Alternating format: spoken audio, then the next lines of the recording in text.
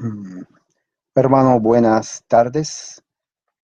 Un saludo a todos ustedes en el nombre de nuestro Señor Jesucristo. Vamos a empezar entonces nuestra reunión hoy.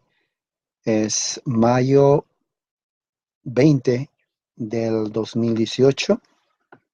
Eh, Vamos a empezar entonces nuestra reunión y vamos a leer la Confesión de Fe de Westminster en el capítulo 8, entrada número 2.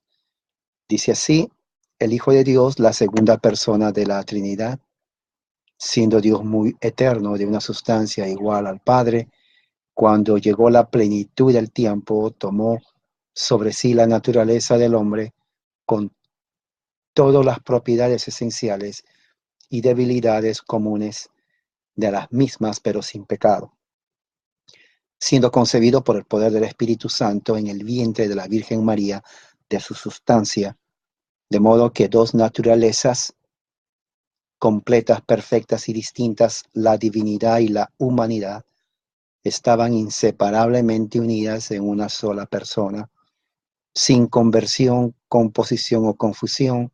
Tal persona es muy Dios y muy hombre, pero un Cristo, el único mediador entre Dios y los hombres. Vamos a hacer entonces una oración. Sigamos. Padre Celestial, en el nombre de Jesús, en este momento venimos para que tú bendigas esta reunión a través del internet en el nombre de Jesucristo. Vamos a hacer entonces la lectura de los salmos en el Salmo 93. Si tiene su Biblia con usted, puede seguir Salmo 93. Vamos a leer la inspirada palabra de Dios. Salmo número 93. Dice así la inspirada palabra de Dios: el Señor reina, vestido está de majestad. El Señor se ha vestido y ceñido de poder. Ciertamente el mundo está bien afirmado, será inconmovible. Desde la antigüedad está establecido tu trono. Tú eres desde la eternidad. Los torrentes han alzado, Señor. Los torrentes han alzado su voz. Los torrentes alzan sus batientes olas, más que el fragor de muchas aguas, más que las poderosas olas del mar. Es poderoso el Señor en las alturas. Tus testimonios son muy fidedignos. La santidad conviene a tu casa eternamente, oh Señor. Salmo 93 es palabra de Dios. Vamos en este momento a hacer una oración de intercesión antes de pasar a la lectura de la ley. Oremos, hermanos. Padre Celestial, en el nombre de Jesús, bendito sea tu nombre. Venimos, Señor, a ti, trayendo nuestras peticiones en todo aspecto. Como seres humanos dependientes de ti, venimos bajo el nombre de nuestro Señor Jesucristo. Traemos nuestras necesidades físicas, materiales, espirituales, para que tú, Señor, nos proveas y nos sigas, Señor, respondiendo a nuestras peticiones. Provee, Señor, trabajo a los hermanos que necesitan trabajo. Provee un techo a los que no tienen un lugar donde dormir.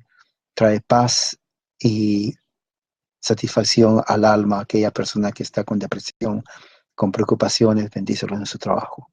Padre Celestial, guarda a mis hermanos, aquellos que están enfermos también, de la sanidad física. Pido esto en el nombre de nuestro Señor Jesucristo. Amén. Muy bien, vamos a abrir la Biblia entonces en el libro de Deuteronomio, en el capítulo 6, vamos a leer del 1 al 9. Deuteronomio 6, del 1 al 9, dice así la palabra de Dios. Estos pues son los mandamientos, los estatutos, los decretos que el Señor vuestro Dios me ha mandado que os enseñe, para que los cumpláis en la tierra que vais a poseer, para que temáis al Señor tu Dios, guardando todos sus estatutos, sus mandamientos que yo te ordeno, tú y tus hijos y tus nietos, todos los días de tu vida, para que tus días sean prolongados. Escucha pues, oh Israel, y cuida de hacerlo, para que te vaya bien y te multipliques en gran manera en una tierra que emana leche y miel, tal como el Señor, el Dios de tus padres, te ha prometido. Escucha, oh Israel, el Señor nuestro Dios, el Señor uno es. Amarás al Señor tu Dios con todo tu corazón, con toda tu alma y con toda tu fuerza. Y estas palabras que yo te mando hoy estarán sobre tu corazón, y diligentemente las enseñarás a tus hijos, y hablarás de ellas cuando te sientes en tu casa y cuando andas por el camino, cuando te acuestes y cuando te levantes. Y las atarás como una señal a tu mano y serán por insignias entre tus ojos. Y las escribirás en los postes de tu casa y en tus puertas. Esta es la promesa que Dios hizo a Abraham y que también se convierte en un pacto, el pacto abrámico y el pacto mosaico. Entonces vemos aquí interesantemente cómo dos pactos se complementan uno a otro, con la diferencia, como dice Pablo en el libro de Gálatas, el pacto de Moisés no invalida el pacto abrámico, sino más bien el pacto de Moisés viene a ser como una nodriza de traer a la gente a Cristo, y el pacto abrámico se cumple en Jesucristo, de manera que los que estamos en Cristo somos herederos del pacto abrámico, y como los que son herederos del pacto abrámico son el Israel de Dios, nosotros somos el verdadero Israel de Dios.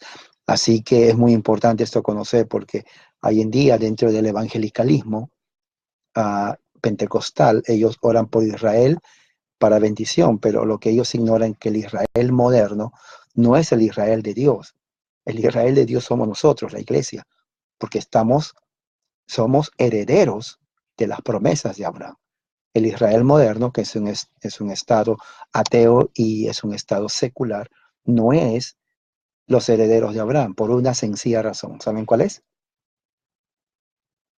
La sencilla razón es que rechazan al Mesías, que Jesús es el Mesías. Lo rechazan a él. Entonces ellos no son herederos de las promesas de Abraham. Los que somos herederos de la promesa de Abraham, según Pablo, somos los que estamos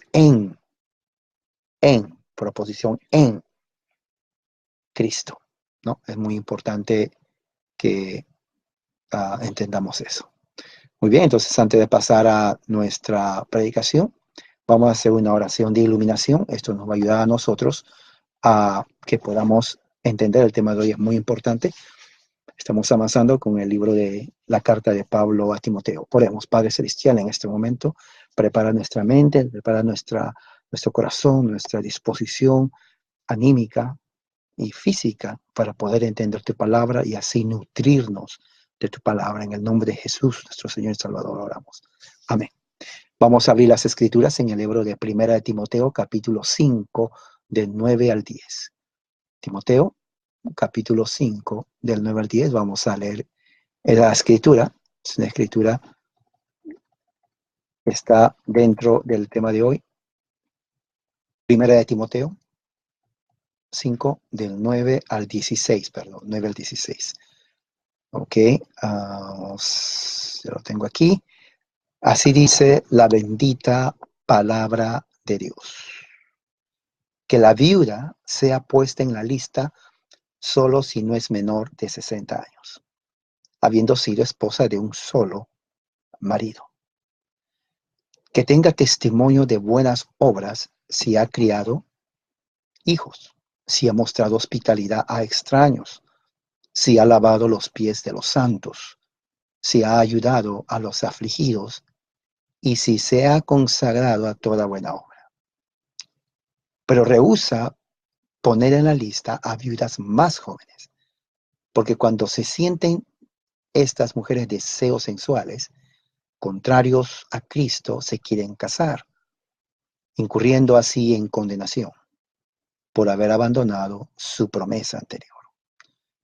Y además aprenden a estar ociosas, yendo de casa en casa, y no solo ociosas, sino también charlatanas y entremetidas, hablando de cosas que no son dignas. Por tanto, quiero que las viudas más jóvenes se casen, que tengan hijos, que cuiden su casa y no den al adversario ocasión de reproche, pues algunas ya se han apartado para seguir a Satanás. Si alguna creyente tiene viudas en la familia, que las mantenga y que la iglesia no lleve la carga para que pueda ayudar a las que en verdad son viudas. Es un buen tema. ¿Cómo podemos entender esto? El tema sigue de las viudas y se dan cuenta, si vamos, por ejemplo, a 1 Timoteo capítulo 5, Vamos a ver que empieza desde el versículo 3, cuando dice honra a las viudas que en verdad son viudas. Ahora, bien interesante, porque cuando dice honra a las viudas que en verdad son viudas, como dijimos hace unas 2 semanas atrás, está hablando justamente de las viudas que, según Pablo, cuando vemos su definición, son aquellas que se han quedado solas, totalmente solas. No, esa es una verdadera viuda, las que se han quedado solas. Pablo hace la diferencia entre las viudas cuyo marido murió, pero que tienen hijos o tienen nietos, los cuales, dice Pablo, están en la obligación de ayudar a las viudas. Según Pablo, la verdadera viuda es aquella que está sola, que no solamente perdió al esposo, sino que no tiene hijos, que no tiene nadie. Es una viuda verdadera, dice Pablo. Pero también hace la diferencia entre la viuda que murió su esposo, pero tiene hijos.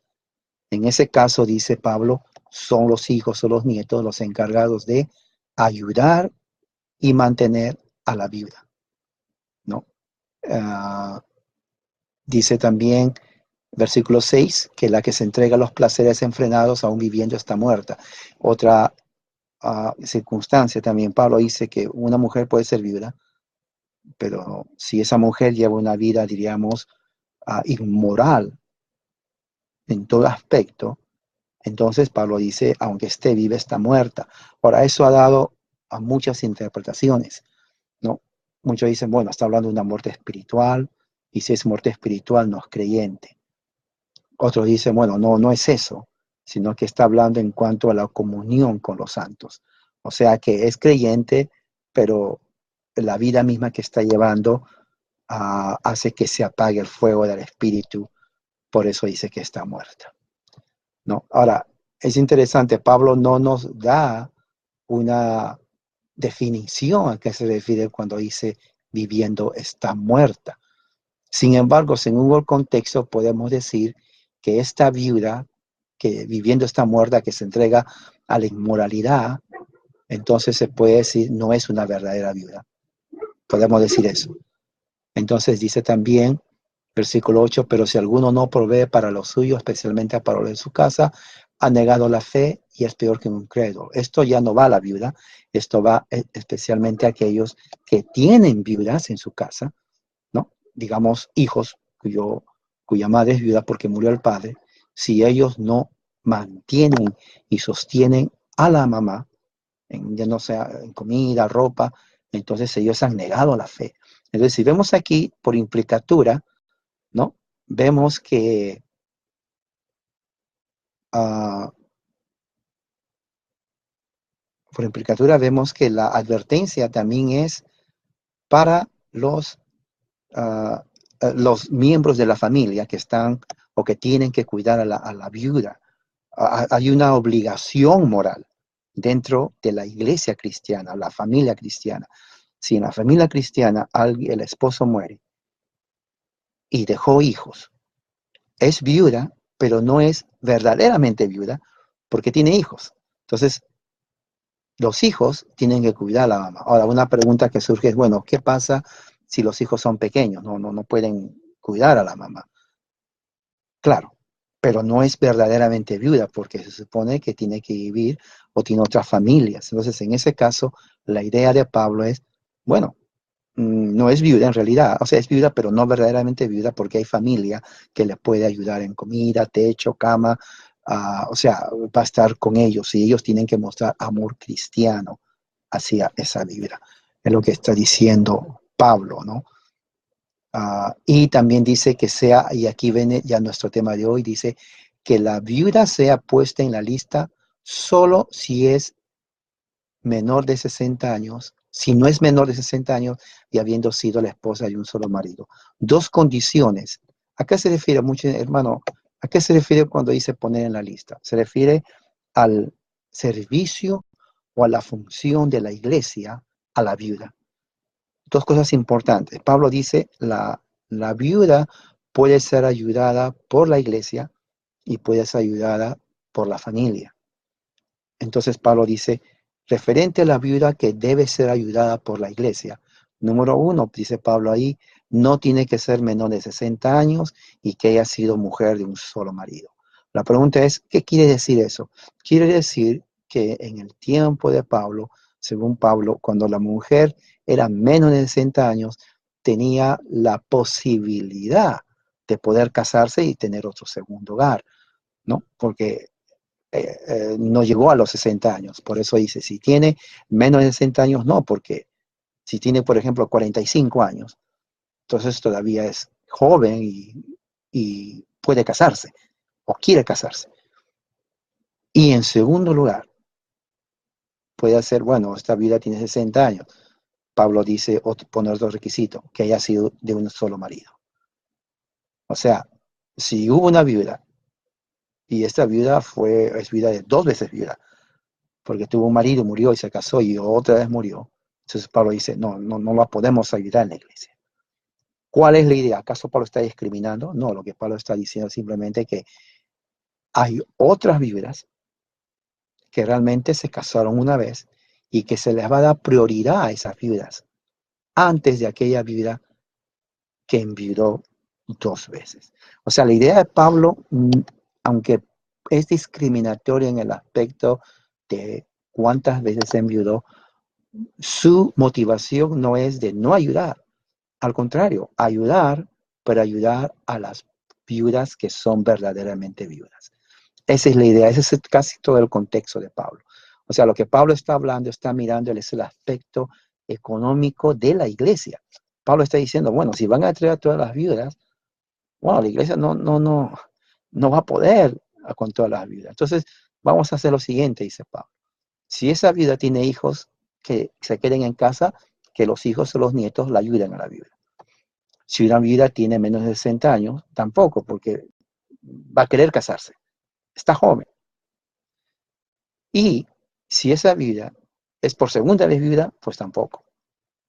¿Por qué? Porque hay otras viudas que sí realmente por primera vez, entonces califican para la ayuda de la iglesia. O sea, lo que Pablo está mirando es, sí, la iglesia puede ayudar, pero hay que ser realista, dice Pablo. No podemos ayudar a todas. Entonces Pablo pone, diríamos, ciertos parámetros, ¿no? Ciertas condiciones que ayuda a la iglesia, inclusive en este caso Timoteo, los pastores, a decidir a quién se le ayuda, a quién no. Y no porque no quiera ayudar, porque Pablo dice, recuerde, la familia tiene que ayudar a la viuda. Inclusive Pablo los regaña, dice, porque si alguno no provee para los de su casa, ha negado la fe. Claro, muchos cuando usan ese texto lo utilizan en el aspecto del hombre, pero realmente el contexto no es referente al esposo, es referente a los miembros de la familia ayudando a la viuda, lo que está ahí. En otras palabras, si en el caso de algún cristiano, una mujer que quedó viuda, y hay hermanos, pues no le va a decir, ¿sabes qué? Bueno, vete a la iglesia que te ayude. No, si hay hermanos en la familia o hijos, ellos toman responsabilidad de la viuda y le dan no solamente lugar donde vivir, pero también alimento y otras necesidades que pueda tener. Entonces, eso es lo que está diciendo Pablo referente a Timoteo. ¿Qué pasa con las otras viudas que no tienen nadie? Si la verdaderamente viuda no tiene absolutamente nadie familiar, entonces la iglesia, por caridad, como función de la iglesia, ayuda a la viuda, ¿no? Entonces, son principios básicos porque uh, en ambos casos la viuda está cuidada, uno por la familia y otro por la iglesia. O sea, Pablo no está abandonando a nadie, ¿no? Cuando Pablo dice, bueno, esta viuda no está diciendo no le vamos a ayudar, al contrario, dice, bueno, esta viuda no, ¿por qué? Porque tiene hijos o nietos que le van a ayudar en casa.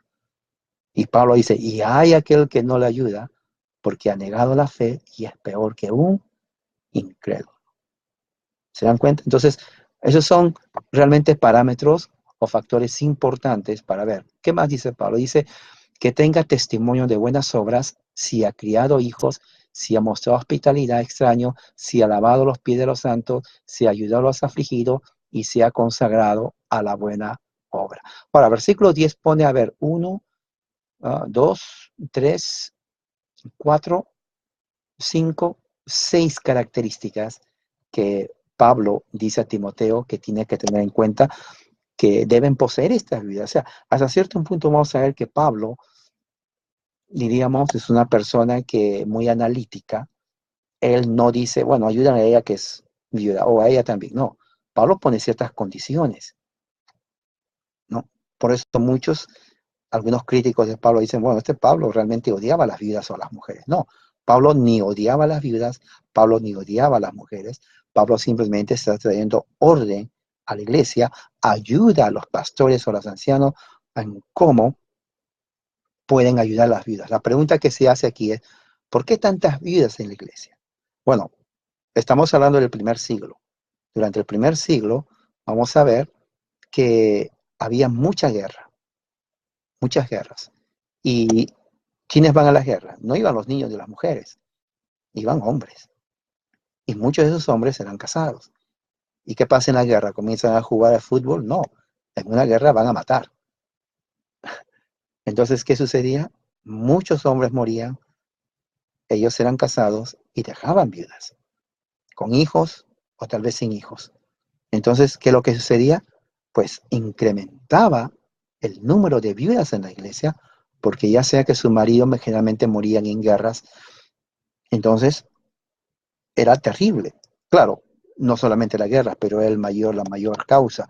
Unos morían ya sea por accidentes o enfermedades, ¿no? Ah, pero ese era el motivo. Habían muchas vidas en ese entonces y el Estado no podía subventar. Entonces, Pablo dice, nosotros somos iglesia de Dios, son hermanas, tenemos que ayudarla, pero tenemos que ayudarla con sabiduría, porque no tenemos todos los recursos para ayudar a todas las viudas. ¿Dejó hijos la viuda? Sí, muy bien. Entonces, que la ayude la familia. Esa vida no tiene a nadie, no tiene a nadie, está prácticamente sola. ¿Ok? Luego le pone, ¿es menor de 60 años? Sí. Entonces no puede porque se puede casar. ¿Me entiende? Entonces, cosas así. Pero en este versículo, veamos las condiciones que Pablo dice. Dice que tenga buen testimonio y buenas obras. Cuando dice buen testimonio y buenas obras, prácticamente está hablando, nos dice la mente que esta viuda era conocida, tiene que ser conocida en el pueblo. Por eso Pablo pone la distinción arriba de deseos inmorales. Porque en el pueblo sabían, bueno, mira, esa mujer es viuda, pero vive una vida inmoral. Entonces, si el testimonio era positivo, estaba bien. Pablo dice, bueno, vamos a ayudar a la viuda, pero aquella que es ejemplo de buenas obras, o sea, su testimonio ante los hombres es positivo, no es un testimonio de escándalo. Luego, ¿qué dice? Luego dice, si ha criado hijos. Cuando dice si ha criado hijos, está refiriéndose generalmente no a que realmente tiene hijos, sino, aparte de tener hijos, cómo los crió, cómo los educó. ¿Salieron los hijos bien o salieron unos hijos malcriados, irrespetuosos, delincuentes? Entonces, si se da cuenta, no era una tarea fácil. O sea, Timoteo no podía decir, ¿eres viuda? Ok, vente para aquí. No, él tenía que preguntarle, hermana, ¿qué edad tiene? Ok, el testimonio de los de afuera, porque es la única forma de saber. ¿Usted lo conoce a tal persona? Sí, ¿cómo es su vida? ¿Sus hijos? ¿Tiene hijos? Sí, a ver, quiero observar cómo se portan. O sea, Timoteo estaba haciendo una labor que no era fácil, ¿no? Luego dice, mostrado hospitalidad y a extraños y si ha lavado los pies a los santos. Vamos con esto, lavado a pies a los santos se está refiriendo simplemente a una costumbre cristiana de ayuda. En ese entonces no habían zapatos cerrados, caminaban todos bastante. Cuando llegaban a la casa, realmente los pies estaban muy dolidos y ellos ofrecían, ¿no? Como acto de caridad, el amor cristiano de lavar los pies. Un acto no solamente de humildad, sino un acto de fraternidad, ¿no? Era un acto de fraternidad, un acto de aprecio, ¿no? Un acto de aprecio, sí, porque uno caminaba millas, no había carro ni bicicleta, aparte de un burrito, un caballo, o un camello, pero recuerden, se empolvaban los pies llegando a una casa, entonces le ofrecían, vamos a lavar los pies. Era precio, era precio, ¿no? Si imagínense, yo viviendo en ese tiempo, caminando en sandalias, llego a una casa lavan los pies. Era aprecio, no solamente humildad, era aprecio, ¿no? Aprecio cristiano. Entonces, luego dice aquí, ¿no? Hospitalario a extraños. Ahora, es un tema muy importante porque muchos dicen, bueno, ¿qué si el extraño es un delincuente? Bueno, no necesariamente porque un extraño, recuerde, en ese tiempo la gente viajaba de ciudad en ciudad, se iban, no tenían a veces dónde estar, ya sea porque falta de dinero. Uh, Recuerden en el caso de Jesús con María, que no había lugar en el mesón, los lugares estaban llenos, entonces los cristianos abrían su casa como hospitalidad a un extraño. Claro, las situaciones cambian, ¿no? Alguien me dijo, hermano, entonces quiere decir que yo, si veo un extraño, le abro la puerta de mi casa y que duerma ahí, ¿no? Hay que usar criterio en eso. Cuando vemos esto, leemos, tenemos que concentrarnos en el primer siglo. Entonces Pablo está diciendo a Timoteo en Éfeso, ¿no? Si esa viuda fue hospitalaria, ¿no? A los extraños, no necesariamente de que dormía en su casa, puede ser de que le dio comer, le dio qué comer, le dio algo que tome un agua, ¿no? Le dio vestidura, o tal vez le sanó una enfermedad, le curó, o sea, son cosas hospitalarias. No implica necesariamente que se quedó a dormir, implica otras cosas más, ayuda al extraño, lo que está diciendo. O sea, esos son ejemplos de buenas obras. ¿Qué más? Dice, si ha ayudado a los afligidos y se ha consagrado. Esta parte complementa cuando dice, ha mostrado hospitalidad a extraños. Un extraño es un afligido, ¿no? Y si se ha consagrado a toda buena obra, eso va de acuerdo al versículo, dice que tenga testimonio de buenas obras. Quiere decir, cuando dice consagrado a buenas obras, se está refiriendo a un estilo de vida en donde la mujer viuda ayuda al prójimo, servicio, ayuda al prójimo sin que sea necesariamente cristiano. Claro, Pablo dice primariamente a los de la casa de Dios, pero no solamente a los de la casa de Dios, sino a los de afuera. O sea, la gente tenía que ver a esa viuda como una mujer que estaba al servicio, hospitalidad cristiana, ayuda al necesitado, al hambriento, ¿no? Al enfermo, al afligido. Entonces era una mujer cuya vida era notoria en el pueblo, ¿no? Entonces Pablo tiene en mente eso. ¿Qué más? Dice aquí, uh, pero rehúsa, ok, entonces versículo 10, ya sabemos las características de la viuda que tiene que estar en la lista. Ahora, versículo 11 pone las que no deben estar en la lista. Ok, entonces vemos primera de, vamos a ver, el versículo 10, perdón, aquí donde está, ya. Versículo 10 entonces es las que deben estar en la lista de viudas que se tiene que ayudar en la iglesia. Versículo 11 son las que no tienen que estar en la iglesia, o sea, no iglesia, sino las que la iglesia no, a las que no tiene que poner en la lista, mejor dicho. ¿Quiénes son ellas? Bueno, vamos a ver. Dice, rehúsa poner en la lista a viudas más jóvenes. Ahí está. Entonces, esas viudas más jóvenes son las que tienen menores de 60 años. Como lo sabemos, porque lo vimos ahí. Dice que la puesta en viuda solo si no es menor de 60 años, versículo 9. Entonces, menos de 60 años, Pablo consideraba joven. ¿Ok? Una mujer menos de 60 años es joven. Joven, es lo que dice Pablo. ¿Ok? Muy bien. Entonces, ¿qué dice? Si es muy joven, no la pongan en la lista. ¿Por qué? Porque cuando sienten deseos sensuales contrarios a Cristo, se quieren casar. O sea, Pablo está siendo realista aquí, ¿no? Pablo está tocando un tema muy importante que muchos no lo quieren tocar, ¿no? Deseos sensuales. ¿Qué quiere decir Pablo? Mejor dicho, que la mujer tiene la necesidad de tener a un marido, a un hombre, y vivir con él. Pablo dice, si esa viuda tiene eso, porque está joven, no lo pongas en la lista.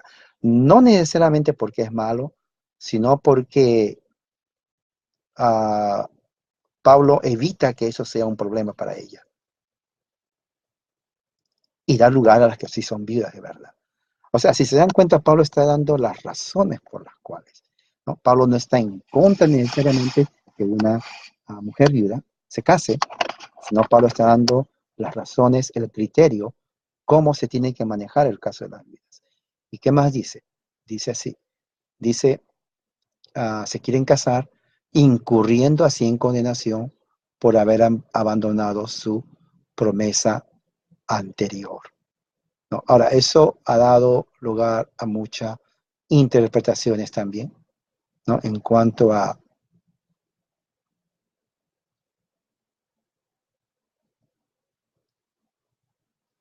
quiénes tienen que ser puestas en, o qué significa cuando dice incurren a condenación. Bueno, vamos a unos comentarios uh, en lo que refiere a esta parte, ¿no? Por ejemplo,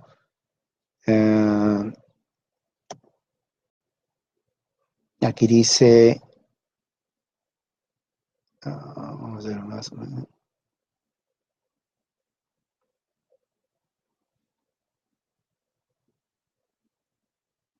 Ok, lo que es, dice aquí el comentario Elliot,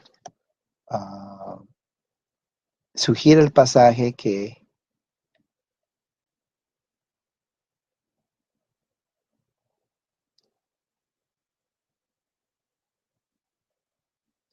se refiere a viudas que se olvidan de su profesión de fe como cristianas primeramente y que puede, ¿no?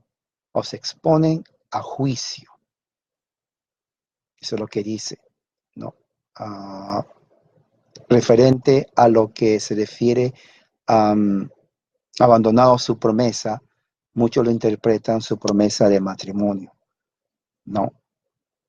Muchos creen eso, pero otros dicen que no, porque ya no es matrimonio, porque ya murió el esposo, ¿no? Es lo que están diciendo. El comentario de Matthew Henry dice, a ver, no habla mucho.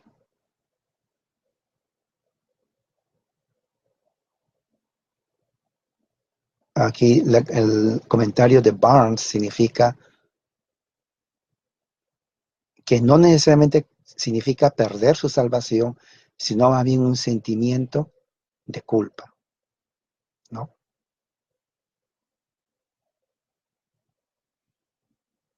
Entonces, ok, lo que está diciendo aquí, y creo que esa es una buena interpretación, referente a este versículo dice, se quieren casar incurriendo a condenación, lo que está diciendo es que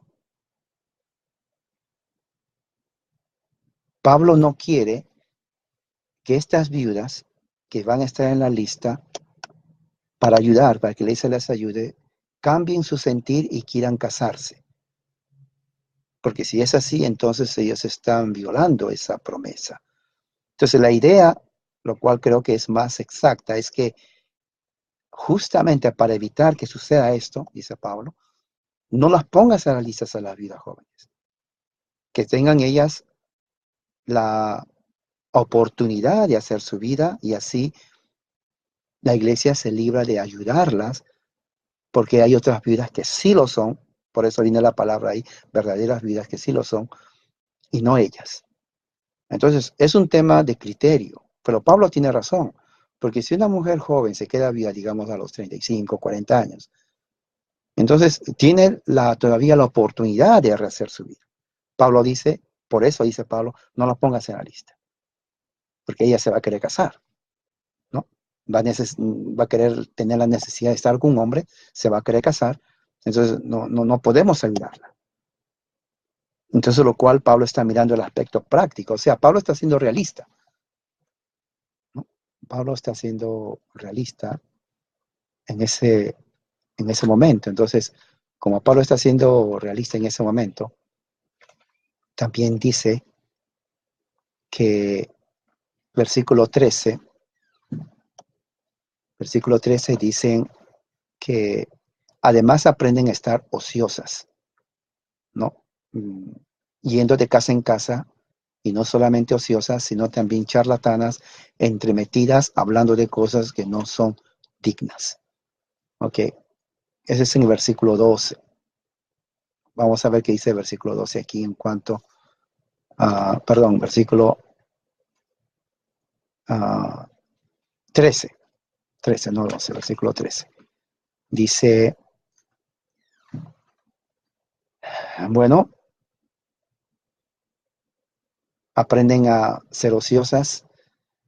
O sea, lo que Pablo está poniendo aquí es un largo comentario en cuanto a eso, lo puedo describir. Está hablando generalmente que la mujer joven, viuda, tiende a olvidar su conducta cristiana y a asumir una conducta que va en contra de la ética cristiana, porque ya no está el esposo. La idea es que cuando estaba el esposo vivo, el esposo servía como la cabeza de la familia para que la mujer esté, tal vez no sé si la palabra es correcta, controlada o en sumisión a la autoridad del hombre, mejor dicho. Pero al no ver hombre, entonces ella se sentía libre de vivir o hacer aquello que no es correcto. Entonces, como eran jóvenes, Pablo dice, aprenden, ¿ok? Quiere decir, asumen una actitud que es contraria a la ética cristiana. Y una de esas es que son ociosas, o sea, no hacían nada. Chisme, yendo de casa en casa, entrometidas, ¿no? No solamente ociosas, sino también charlatanas, chismes entremetidas, hablando de cosas que no convienen, ¿no? Es lo que está diciendo. Quiere decir, parece que había uh, la inclinación en la mujer viuda joven de olvidarse de su fe cristiana, de su ética cristiana. Decía, bueno, el marido no está, estoy sola, entonces yo estoy en una situación en donde puedo hacer lo que me da la gana, porque nadie me va a decir nada, prácticamente eso. Entonces, como no tiene control, no hay marido, entonces ellas asumían una actitud totalmente anticristiana. Pablo dice, eso no. Y al mismo tiempo, al decir eso, Pablo no solamente está limitando esto a la mujer viuda, sino Pablo está poniendo los principios de lo que tiene que ser una mujer cristiana. Y eso lo hacemos por implicación. Por ejemplo, si Pablo dice que una mujer viuda joven tiende a ser ociosa, yendo de casa en casa, charlatanes, chismosas, entrometidas, entonces lo que Pablo está diciendo por implicación que una mujer cristiana tiene que ser una mujer de buenas obras, versículo anterior, ¿no? Que no esté de casa en casa, sino que se preocupe atender a su casa, primero la de su casa, y que sean mujeres que estén siempre ocupadas en hacer cosas para los demás de buenas obras, que no sean chismosas, sino que estén en silencio. Por ello, esto explica por qué Pablo dice que la mujer aprende en silencio. No que no hable para nada, sino que sea prudente en su hablar, prudente en su boca, en lo que va a hablar, hablando de cosas que no son dignas. Entonces quiere decir, y si va a hablar, por implicatura, que hable cosas que son dignas. Entonces, si se dan cuenta, aquí Pablo está estableciendo por implicatura las características de la mujer cristiana en su tiempo y para nosotros, perdón, para nuestro tiempo. Por eso dice en versículo 14, por tanto, ya Pablo, ya para terminar, quiero que las viudas más jóvenes se casen. Ahí está. Entonces, prácticamente la idea de que Pablo dice que Pablo no está en contra de que la mujer viuda se case. Lo que Pablo está siendo realista, dice, hey, un momento, tú no puedes poner en la lista a una mujer joven a que es viuda, ¿por qué? Porque va a tener necesidad de la carne de estar con un hombre. Quiere casarse. Pablo dice, no, no está mal. Por eso dice, yo quiero que se case. Pablo dice, yo quiero que se case la mujer viuda. ¿No? Porque no solamente es eso, sino que va a estar sometido a un hombre, ¿no? Que al ser sometido a un hombre, la mujer va a estar, no va a ser ociosa, no va a ser chismosa, no va a ir de casa en casa, no hablar de cosas indignas. Lo que Pablo está diciendo, prácticamente eso. Entonces, por eso Pablo dice, es viuda, pero no es verdadera viuda. Como otras que sí Pablo considera verdaderas viudas. ¿Qué más dice Pablo? Pablo dice que tengan hijos, que cuiden su casa y no den al adversario ocasión de reproche. Claro, entonces lo que Pablo, versículo 14, es la intención de la iglesia de cuidar el testimonio de sus viudas. O sea, Pablo no solamente está diciendo, mira, tú no te vamos a olvidar. No, Pablo dice, bueno, tenemos que cuidar el testimonio de nuestras viudas. Hoy en día lo que se podría hacer es, hermana, digamos una hermana de 35 o 40 años que es viuda, bueno, hermana, usted puede casarse, ¿no? forme su hogar, ¿no?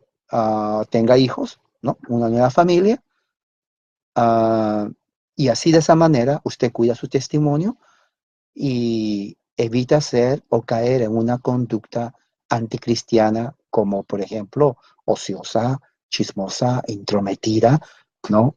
Vanidosa y que hable cosas que no tiene que hacer. Al estar con un hombre, sometido a un hombre, entonces hay un orden. Entonces Pablo dice, se puede casar con un hombre, ¿no? Un cristiano. O sea, por eso dice Pablo, no metas a estas mujeres en la lista porque pueden casarse. ¿Ok? Muy bien, ¿qué más dice Pablo? Pues algunas ya se han apartado para seguir a Satanás. Claro, una frase muy común en los escritos de Pablo es seguir a Satanás. No necesariamente en el sentido de literal seguir a Satanás, sino en el sentido de entrar al mundo en donde Satanás controla todo.